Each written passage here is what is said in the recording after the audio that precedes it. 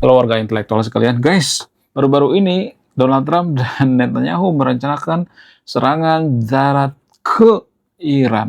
Mereka sudah berdiskusi, mereka sudah ketemu gitu ya, mereka sudah rangkul-rangkulan gitu ya, mereka sudah bestian sekarang.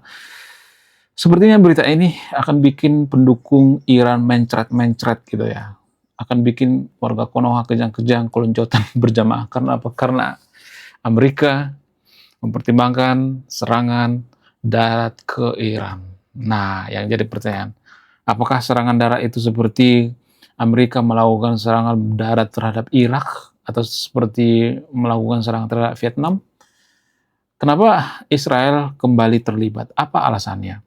Apakah Israel itu masih belum puas dengan serangan kemarin? Ketika Israel itu tidak ikut membombardir Iran, kalau saya perhatikan itu tidak ada orang-orang penting di pihak Iran yang meninggoy. Kalian sadar nggak sih? Ketika Amerika seorang diri membombardir Iran, nggak ada tuh orang-orang penting yang meninggal. Kalaupun ada ya paling anggota IRGC gitu ya. Tapi orang penting nggak ada. Tapi kalau Israel yang turun tangan, ada orang penting yang meninggoy.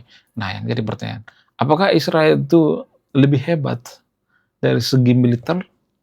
Bagaimana fakta yang sebenarnya?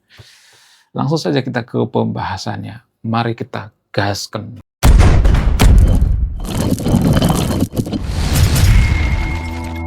Serangan darat yang direncanakan oleh Amerika dan Israel itu adalah serangan darat terbatas.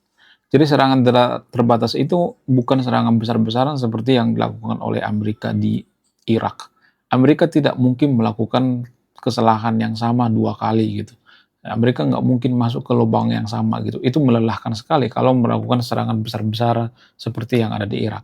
Tapi yang mereka laksanakan itu ya serangan darat terbatas gitu. Seperti yang dilakukan oleh Amerika, yaitu menyelamatkan pilot Amerika yang terdampar di gunung Iran.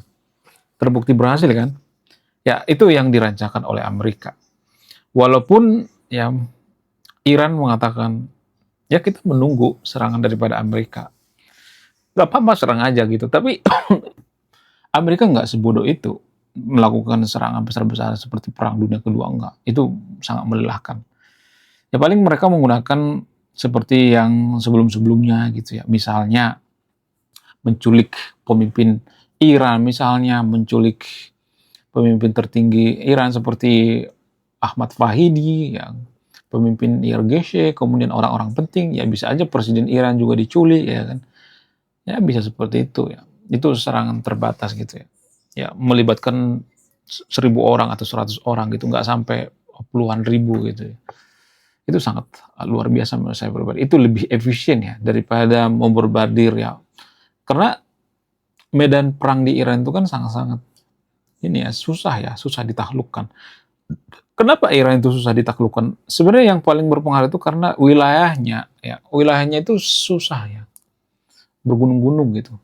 Tapi kan zaman sekarang kan semuanya menggunakan senjata, menggunakan pesawat tempur gitu ya, menggunakan helikopter gitu ya. Ya, bahkan helikopter itu sudah seperti truk gitu ya, gede banget gitu, bisa bawa orang ratusan gitu. Itu lebih ini menurut saya pribadi, lebih efisien ya daripada seperti zaman dulu gitu, seperti Perang Dunia Pertama gitu ya, atau seperti zaman dulu banget bawa pedang gitu, lari-lari gitu ya, menyerang Irak, enggak, itu tuh kuno ya, sistem perang seperti itu kuno. Zaman sekarang itu sudah nggak berlaku seperti itu ya. Ya itu memakan waktu yang sangat-sangat banyak sekali ya.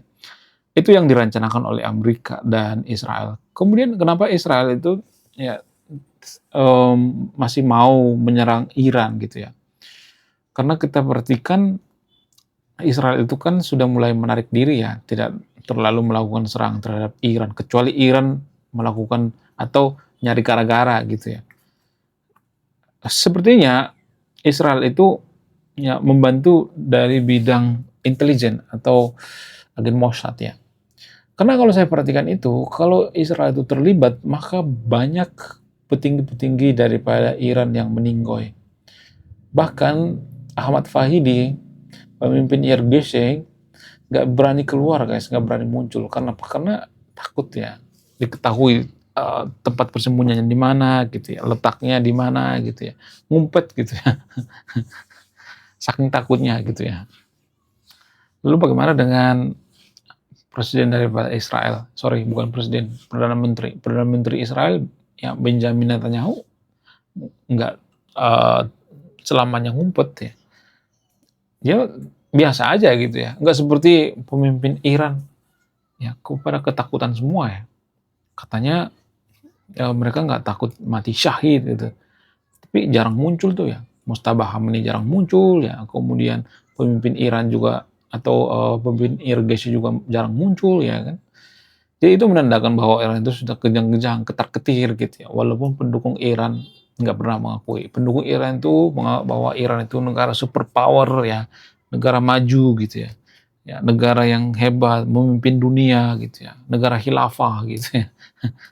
Jadi pendukung Iran itu selalu mengatakan ya, Iran pasti menang ya. Menang yang dimaksud itu adalah menangis ya, pakai is di belakang. Kenapa pendukung Iran itu begitu ngeyel gitu ya, bahwa Iran itu yang menang? Ya karena pendukung Iran itu rata-rata orang yang mabuk agama ya. Orang yang mabuk agama itu mereka berprinsip yang penting seiman gitu ya. Mereka nggak pernah menggunakan otaknya gitu ya, otak keledainya gitu.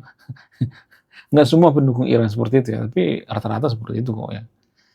Bicara nggak pakai data gitu ya, ngarang gitu ya. Udah ngarang salah lagi gitu, ya kan. Kalau ngarang bener ya boleh-boleh aja gitu ya. Udah nyontek ya salah lagi. Kemudian kalau dinasehati ya pendukung Iran itu kalau dinasehati, maka mereka akan kejang-kejang ya, kelonjotan berjamaah. Mereka akan mengatakan, tahu apa lu tentang Iran ya? Gue lebih tahu ya. Tahu apa tentang agama? Ngaji dulu sana. Sok tahu lu ya. Jadi Iran seperti itu guys ya. Pokoknya kalau udah ngomong pokoknya udah bahaya itu guys. Pokoknya, pokoknya itu berarti sudah mengklaim kebenaran gitu ya. Tapi yang kita perhatikan di media sosial itu kan ya kemenangan Iran ya. Saya berpikir media-media di Konoha itu kayaknya pusing ya, gimana caranya supaya Iran ini terlihat menang gitu ya.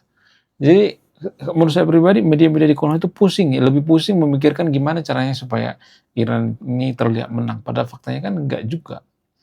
Ya, Iran yang terpuruk gitu ya. Kalau Iran itu menang, Ayatollah Ali Khamenei nggak mungkin meninggal. Itu sudah menjelaskan segalanya. Itu sudah menjelaskan bahwa pertahanan Iran itu lemah. Tapi hal sederhana seperti ini pendukung Iran nggak tahu gitu ya. Ya, mereka lebih suka dikasih ya bumbu-bumbu gitu ya, berita yang manis-manis gitu ya.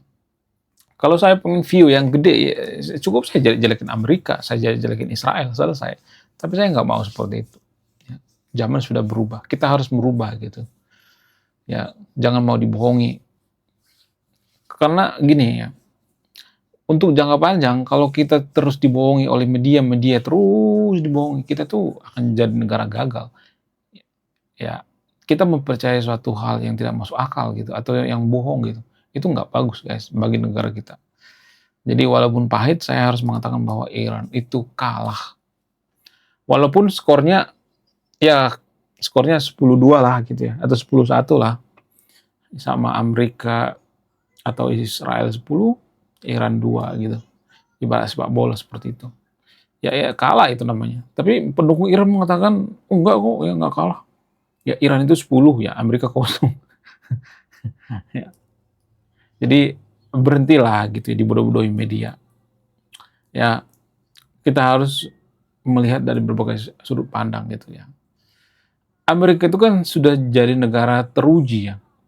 Amerika jadi negara maju, negara superpower itu bukan kaleng-kaleng, bukan asal sembarangan gitu ya. Mereka sudah teruji, dari dulu mereka sudah teruji, mereka bisa menciptakan bom atom gitu. Ya, kalau misalnya mengatakan, oh bom atom itu kan sebenarnya kan yang menciptakan itu orang ini ya orang Jerman gitu ya, Albert Einstein ya, Oppenheimer itu kan orang-orang luar. Sama aja, Konoha juga kan misalnya nih kalau misalnya ada orang yang mau pindah ke Konoha gitu ya, misalnya dari Filipina atau dari mana gitu, ya sah-sah aja nggak jadi masalah, ya kan? Wong Amerika juga kumpulan daripada berbagai suku, ya nggak jadi masalah. Sah-sah aja. Jadi kelebihan daripada Amerika ini, mereka welcome terhadap pendatang yang berkualitas gitu ya. Fair ya. Ya. Amerika ini kan salah satu contoh negara yang berbeda-beda suku, berbeda-beda ras, dan lain sebagainya. Tapi mereka cukup fair ya, persaingannya cukup fair gitu ya. Nggak berpihak pada kaum tertentu gitu, cukup fair lah.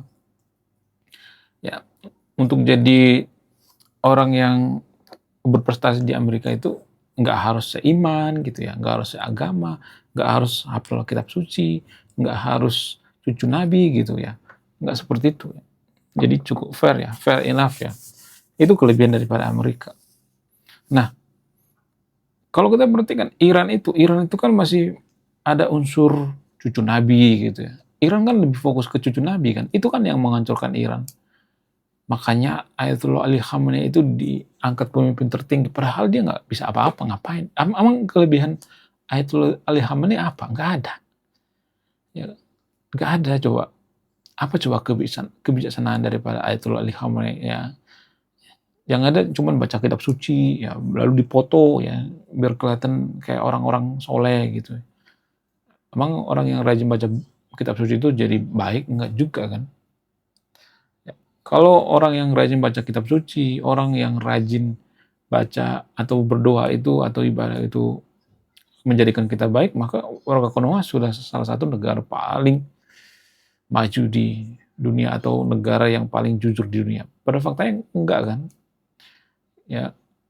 Jadi orang-orang yang toleran, ya orang-orang yang intoleran maksudnya, orang-orang yang maling, ya koruptor dan sebagainya, mereka juga rajin ibadah. Tapi apakah otomatis mereka bikin jadi masyarakat yang cerdas gitu atau yang jujur gitu? Enggak kan? Nah, itu dua hal yang berbeda guys. Itu tidak ada korelasinya ya.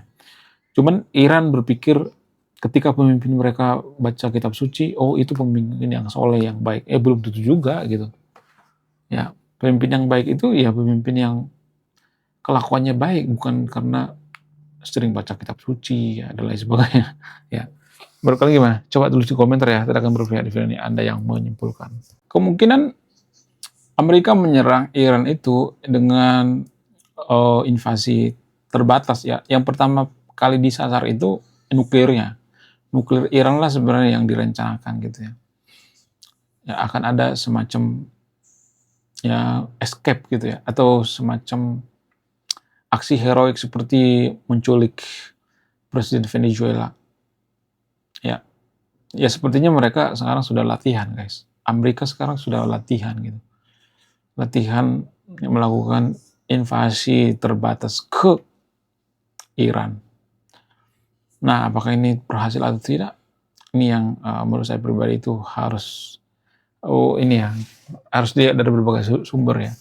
Jadi memang beresiko, tapi kalau saya perhatikan Amerika itu teknologinya bagus kok ya, kemudian mereka punya B2 Spirit dan lain sebagainya. Bisa lah gitu ya. Oke lah gitu ya. Bisa lah, tapi cukup menantang ya.